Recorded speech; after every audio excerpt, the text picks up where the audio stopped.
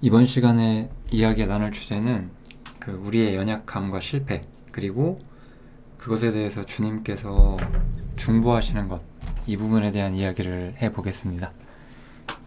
중보라는 단어는 좀 제가 생각하기에는 여러 가지 애매한 의미로 사용이 되고 있는데요. 이 중보라는 단어가 가장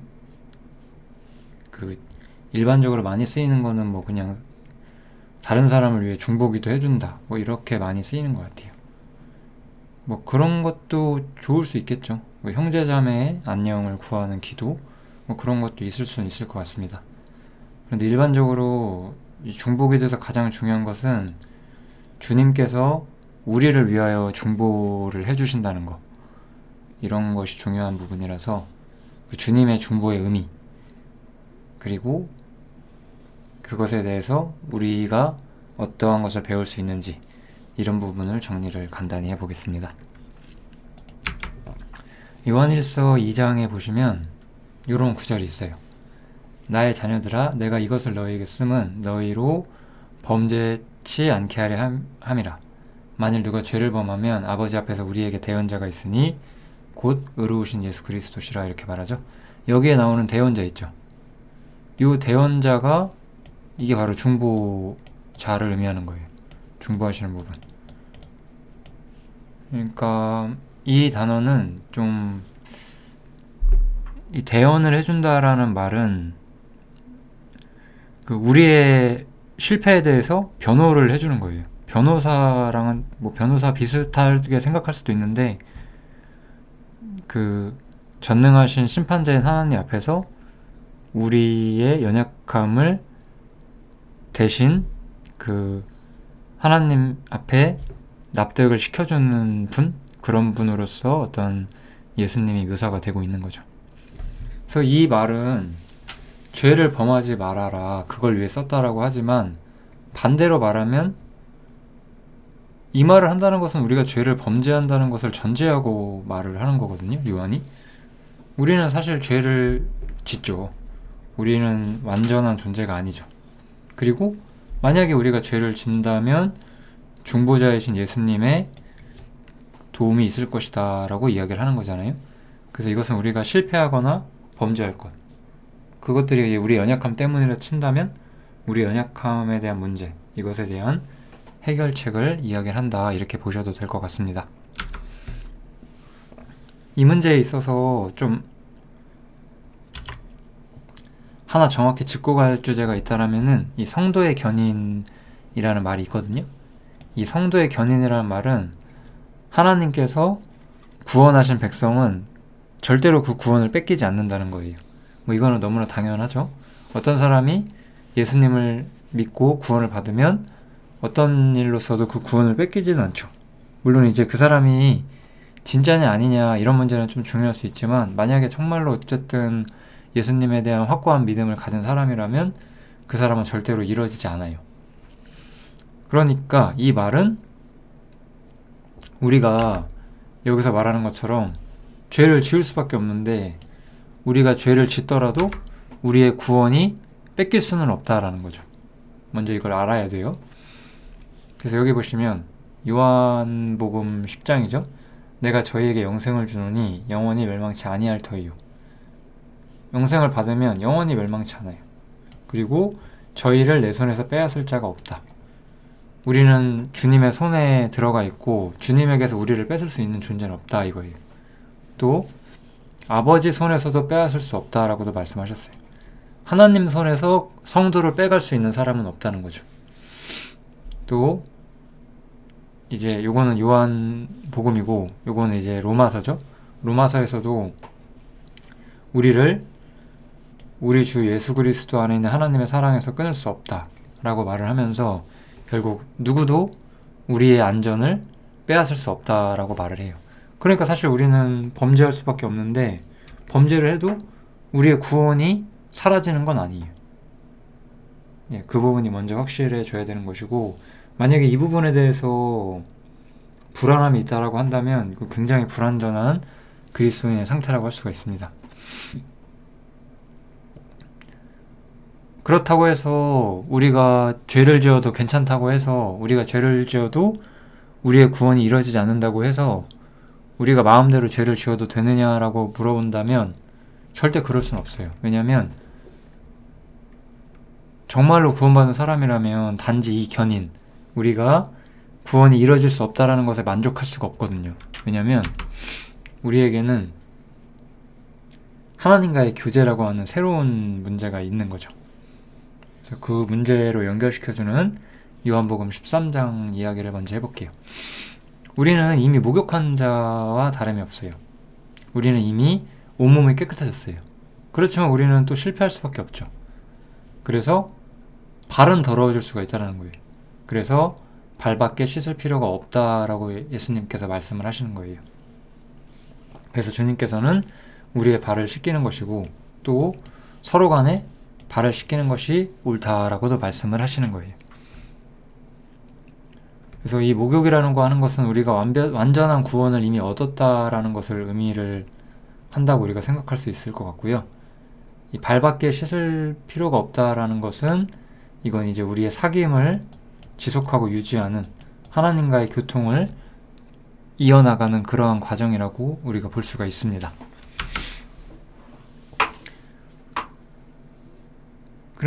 그런데 이제 우리가 조금 또 범죄에 대해서도 한번 생각을 좀 해보자고 하면은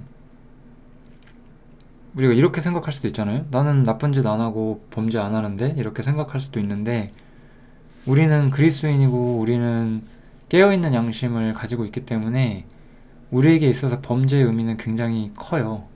그리고 그 범위가 넓어요. 일반인들에 비해서 하나님을 믿지 않는 사람들에 대해서 그들과 비교했을 때 우리는 훨씬 더 죄에 대한 좀 깨어있는 양심을 가지고 있죠. 예를 들면 전도서 같은 데 보면 함부로 입을 열지 말라라는 그런 교훈들이 많아요. 전도서나 잠언을 보면. 그러니까 우리가 이렇게 일상을 살다가 이방인들하고 무익한 대화를 하고 내가 불필요한 말들을 던지면 내가 또 내 입을 다물지 못했구나 라고 생각을 하게 되고 자책을 할 수가 있거든요. 그만큼 우리는 양심에 있어서 우리의 처신에 있어서 좀 깨어있는 그런 방향성을 갖고 있기 마련이에요.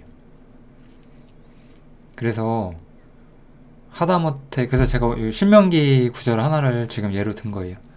어떤 사람이 하나님께 무언가를 바치겠다고 서원을 하거든 그것을 반드시 내라라고 하는 거예요. 그리고 이것에 대해서 이제 요한복음에서 예수님께서는 구약에서는 맹세한 것을 반드시 지키라고 했지만 너희는 맹세하지 말아라라고 이야기를 하세요. 예수님께서는. 즉 이것은 하지 말아도 될 말을 굳이 더해서 할 수 없는 것을 말을 함으로써 자신을 드러내려고 할 필요도 없고 자아를 드러낼 필요도 없고 또 그 말을 통해서 어떤 자신의 발목을 잡힐 필요도 없다라고 말씀을 하시는 거죠. 이런 건 이제 굉장히 우리가 자신의 그 혀를 통제하지 못하는 것이고 그 혀를 통제치 못하는 자는 온몸을 통제치 못한다라고 야고보에서 말씀을 하셨잖아요. 그런 거랑 비슷한 거예요. 세상 사람들이 보기에는 작은 부주의함 같은 거라도 우리의 양심에는 그것이 찔릴 수가 있고 내가 하나님 앞에 합당치 못했구나라고 생각할 수도 있을 만큼 우리에게 범죄의 의미는 깊고 이런 문제들에 대해서 우리는 하나님과의 친교의 방해를 받고 그럴 때 이제 중보가 필요하다 이렇게 생각을 할 수가 있는 거죠. 그래서 우리는 이런 식으로 작은 범죄들, 말실수들, 혹은 경박한 생각들, 불필요한 언행, 이런 모든 것들이 우리에게 다 범죄가 될 수가 있어요. 그리스도인이라고 하는 것은 참 높은 어떤 목표를 가지고 주님만을 바라보고 사는 사람들이기 때문에 우리는 굉장히 좀 독보적인 그런 가치관, 도덕성 이런 거를 갖고 있어야만 하는 것이고 그런 것에 미치지 못할 때 우리는 양심의 가책을 얻게 됩니다. 그러니까 우리는 꼭 우리가 정말 사람을 때리기를 하겠어요, 사기를 치겠어요, 돈을 훔치겠어요. 그렇게까지 하는 분들은 저는 없을 거라고 생각을 하고, 그런 사람들은 정말 이 사람이 구원이 맞느냐를 생각을 해봐야 되겠죠. 그런 게 아니라 사람들은 정말 별로 생각하지도 않는 작은 것에 있어서도 우리는 우리의 마음을 돌아보고, 아, 내가 교만했구나, 내가 악하구나, 이런 거를 느끼기 마련이거든요. 그래서 이런 것들이 우리에게 범죄라는 것이 되게 되고, 완전해질 수는 없잖아요. 그래서 우리는 양심의 가책을 얻게 되고, 이럴 때 하나님께서 어떤 결과를 가져오냐 이거죠. 범죄의 결과는 그래서 아까 말한 것처럼 견인, 구원을 뺏기는 게 아니에요. 그죠? 구원은 절대 뺏길 수가 없어요. 그러면 범죄의 결과가 뭐냐? 사귐의 능력을 상실한다는 거예요. 왜냐면 하나님, 예수님이죠? 예수님께서는 빛 가운데 계세요. 그러니까 우리도 빛 가운데 있어야만 되는 건데, 우리가 범죄한다는 것은 우리가 악을 행하고 악한 생각을 하고 악한 말을 하는 것, 불필요하고 무가치한 삶을 사는 것은 우리가 빛 가운데 있지 않은 거거든요. 빛 가운데 있지 않으면 우리는 사귐을 가질 수가 없죠. 사귐이라는 것은 같은 영역에 있어야지만 가질 수 있는 거기 때문에 우리가 빛 가운데 있지 않으면 사귐을 가질 수가 없게 되는 거예요. 그래서 이 사귐이라는 것은 하나님과의 사귐인데, 사실 하나님과의 사귐은 눈에 보이는 것이 아니고 형제들의 사귐으로서 그것을 볼 수 있다라고 요한이 말하고 있어요. 저는 요한 1서를 이야기할 때 항상 이 문제를 강조해 왔던 것 같아요. 지금은 요한 1서를 이야기하는 게 아니라 이 문제를 깊이 들어가진 않겠지만, 사귐에 대한 문제를 말할 때 어떤 사람이 하나님하고 자신이 사귐이 있다라고 말을 해요. 근데 형제하고 사귐이 없다. 하나님하고는 사귐이 있는데 형제하고는 사귐이 없다. 이게 없다. 그러면 이것도 없는 거다라고 요한은 말하는 거죠. 이 요한의 방식이에요. 이건 저는 부인할 수 없는 진리라고 생각을 하거든요. 왜냐면 하나님에게서 많은 것을 받은 사람들, 하나님과의 사귐의 그런 깊이가 큰 사람들은 이 사귐의 힘이 언제나 형제 쪽으로 나아가게 마련이에요.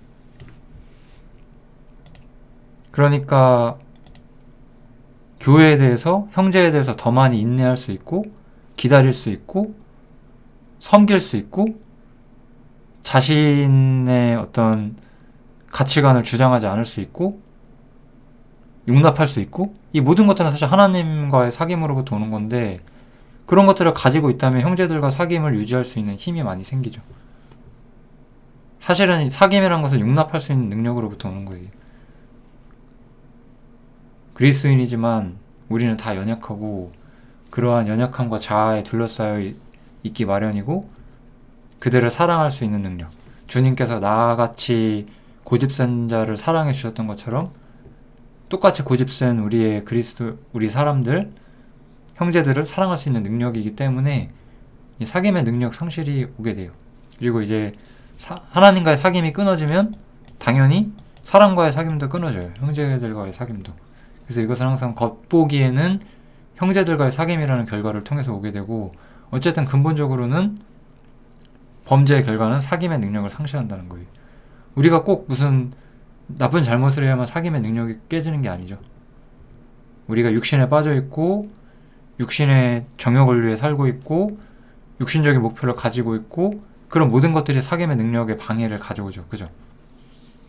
그래서 범죄의 결과는 사귐의 능력을 상실하고, 하나님과의 교통을 지속할 수 없게 만들어요. 그럼 이런 상태에 있다면 우리는 어떻게 해야 될까? 이런 상태에 있는 우리를 위해서 주님께서 일하시고 있다는 거예요. 그게 바로 예수님의 중보예요. 이 이야기를 우리가 하기 위해서는 이제 베드로 이야기를 좀 해볼 수가 있는데, 베드로가 이제 예수님께서 베드로한테 네가 나를 3번 부인할 것이다 라고 얘기를 하죠. 근데 베드로는 절대 자신은 부인하지 않을 거라고 말을 해요. 그런데 실제로는 우리가 베드로가 예수님을 3번이나 부인하는 것을 우리가 다 봤잖아요. 성경을 통해서. 그리고 나서 심히 통곡했다라고 해요. 베드로가. 베드로는 여기서 굉장히 자신의 연약함과 실패에 좌절감을 크게 느끼게 된 거예요. 이런 게 바로 범죄인 거예요. 베드로가 사람을 죽이거나 악한 일을 하거나 법을 어긴 것이 아니었어요. 자신감 있게 나는 주님을 절대로 배신하지 않을 것이다. 난 주님을 따라서 죽겠다고 했지만 실제로 그러지 못했다는 것. 그것이 베드로에게는 굉장히 참혹한 실패였던 거거든요. 그러니까 아까 제가 신명기 말했던 것도 일리가 있죠. 쓸데없는 서원을 하고 그로 인해 실패하고. 사실 맹세할 필요조차 없는데. 그렇잖아요? 그렇게 베드로는 하나님 앞에서 실패를 하게 되는 거죠. 그런데 이때 바로 예수님께서 어떤 일을 하시는지가 나오잖아요. 예수님은 중보하신다고 하셨고, 그러나 내가 너를 위하여 네 믿음이 떨어지지 않기를 기도하였다라고 말씀을 하셨어요. 그래서 너가 돌이킨 후에 네 형제를 굳게 하는 일을 하게 될 것이다 라고 말씀을 해주세요. 우리는 실패하고 연약할 수밖에 없지만 주님께서는 그러한 우리를 돌이킬 수 있도록 하나님께 중보를 해주신다는 거예요.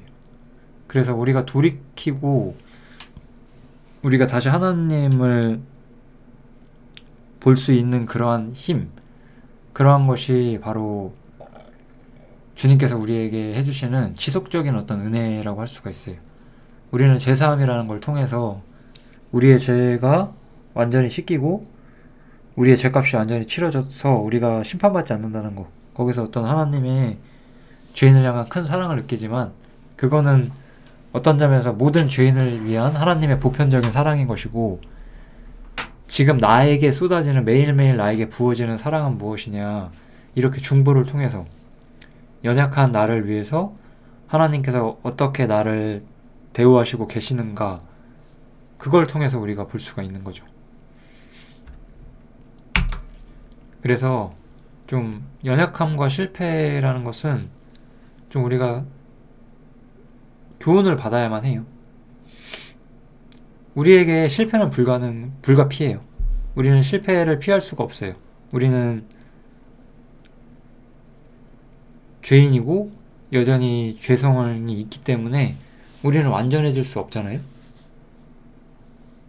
그렇지만 나는 그러니까 실패하고 이렇게 살 수밖에 없어, 이렇게 핑계의 수단이 되지는 못하겠죠. 왜냐면 핑계를 댄다는 것은 결국 회개하지 않았다는 증거잖아요. 우리는 완전하지 않지만 핑계의 수단은 될 수는 없는 것 같아요. 제가 생각하기에는 우리가 돌이키지 않았다는 거예요. 그렇지만 베드로 같은 경우는 어땠어요? 자신의 어떤 좀 철저한 실패를 보고 통곡하고, 자신이 하나님과 자신에 대해서 너무나 몰랐구나, 이런 것들을 좀 깨우치게 되는 계기가 되었잖아요. 그런 과정을 통해서 베드로는 결국 자신이 얼마나 연약한 존재인지, 자신이 얼마나 하나님 없이는 아무것도 할 수 있는 존재인지를 배우게 된 거죠. 그래서 우리가 실패하고 우리 연약함 속에서 좌절하고 하나님께서 우리를 다시 세워주시고, 이러한 과정들을 통해서 실패와 회개를 통해서 우리는 우리의 육신과 죄에 대해서, 우리의 연약함에 대해서 스스로 배우게 돼요. 그리고 이렇게 우리가 우리 자신에 대해서 올바로 알아가면 알아갈수록 우리는 하나님의 사랑을 더 많이 알게 돼요. 이거는 참 정말로 중요한 이야기 중 하나인데, 구원받은 지 얼마 안 된 경우를 한번 예를 들어 볼게요. 이거는 사실 어떤 사람은 오래돼도 똑같이 그럴 수도 있는데, 여기 내가 있고 여기 이제 주님이 있어요. 그러면 우리의 신앙의 힘이 여기서 나온다고 생각할 때가 많아요. 내가 하나님을 사랑한다, 내가 하나님을 사랑해서 하나님께 더 많은 걸 드리고 싶다, 여기서 이제 사랑이, 우리의 어떤 신앙의 힘이 나온다고 생각하는 경우가 많거든요. 근데 시간이 지날수록 우리는 우리가 아무것도 아니라는 걸 배우잖아요. 이거는 아니고 주님이 이 아무런 사랑받을 자격 없는 나에게 어떠한 사랑을 베푸시는가, 그게 더 중요하다는 것을 이해하게 돼요. 그게 이제 자신에 대해서 올바로 알아가는 과정이고, 그럴 때 우리는 오히려 우리를 향한 주님의 사랑이 무엇인지를 더 알게 되고, 그것이 이제 우리의 마음과 시선이 하나님께 고정될 수 있게끔 도와주는 힘이 돼요. 그 하나님께로 향하는 회개가 우리를 얼마나 열심히 있게 하느냐라고 고린도서에서 바울이 말을 하잖아요. 그래서 우리의 연약함은 우리 자신을 돌아보게 해주고, 하나님 쪽을 향해서 회개하게 해주고, 우리의 마음을 하나님께로 가져다 주게 되는데, 이 모든 과정이 주님의 중보의 능력이고, 하나님의 커다란 은혜 속에서 이러한 실패조차도 우리의 선을 위해서 쓰시는 하나님의 어떤 지혜와 섭리다, 우리가 이렇게 볼 수가 있다는 거죠. 베드로 한번 보세요. 아까도 말했던 것처럼 베드로가 내가 주와 함께 죽을지언정 부인하지 않겠다라고 하면서 어떻게 말했어요? 일부러 제가 이 누가복음을 골랐는데, 마가복음이죠. 마가복음에 보면은 힘있게 말했다라고 말을 해요. 이런 것 좀 참 재밌는 것 같아요. 여기 보시면 모든 제자도 이와 같이 말했다라고 해요. 이 힘있게 말하는 어떤 사람에게 또 이렇게 추종하는 사람들이 생기는 거죠. 근데 베드로는 결국 실패하게 됐어요. 이 사람들도 실패하게 되죠. 육신의 자신감과 육신의 힘은 실패하게 되는 거예요.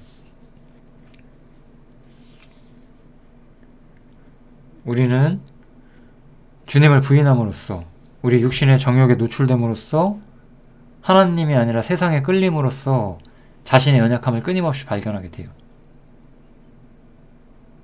그럴 때 나를 회복해 주시는 주님의 능력을 봐요.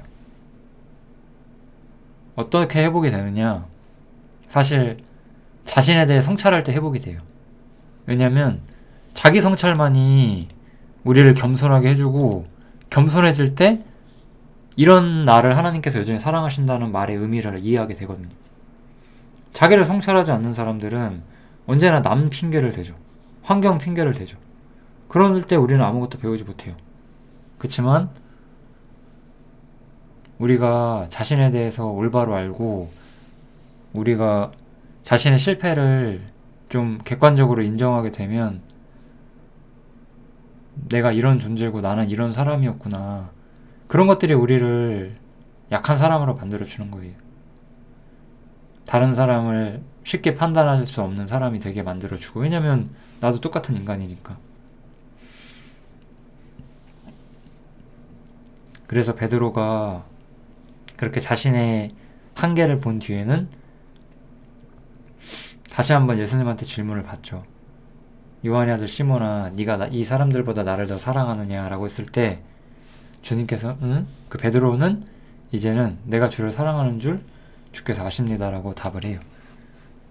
여기서 이제 베드로는 자신의 문제점과 약점을 본 거죠. 이 사람의 여기서 힘있게 말했던 것과 다른 사람들보다 더 나를 사랑하냐고 하는 예수님의 질문에 대해서 답을 하지 않았다라는 것은 이 교만, 내가 다른 사람들보다 더 신실하다라는 교만, 혹은 이런 것들을 어느 정도 내려놔야만 한다라는 것을 받아들였다는 거죠. 실패는 내가 생각하는 것처럼 신실한 사람이 아니구나, 내가 말만 번지르르 하지 실제로 하나님을 향한 힘이 별로 없는 사람이구나를 깨닫게 만들어주고, 그걸 깨달으면 뒤로 가는 게 아니에요. 그걸 깨닫고 뒤로 가는 사람들은 회개를 안 하길 원하는 거고, 오히려 그런 걸 깨달을 때 우리는 반대로, 그래, 나에게 이런 생각이 있는데도 주님이 날 사랑해 주시는구나, 그래서 나도 더 주님을 사랑하길 바라게 되고 주님을 쫓길 바라게 되죠. 그것이 어떤 올바른 회개의 힘이다라고 저는 생각이 듭니다. 그래서 오늘 했던 이야기들, 우리는 실패할 수밖에 없어요. 연약하고. 그렇지만 주님께서 우리를 다시 회복해 주셔요.